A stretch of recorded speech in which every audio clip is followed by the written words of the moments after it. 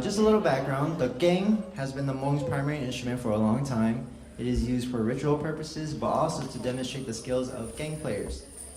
So upcoming is a group of Hmong boys called Keng Da Ning, who are going to showcase us their skills. Please welcome Keng Da Ning. Woo!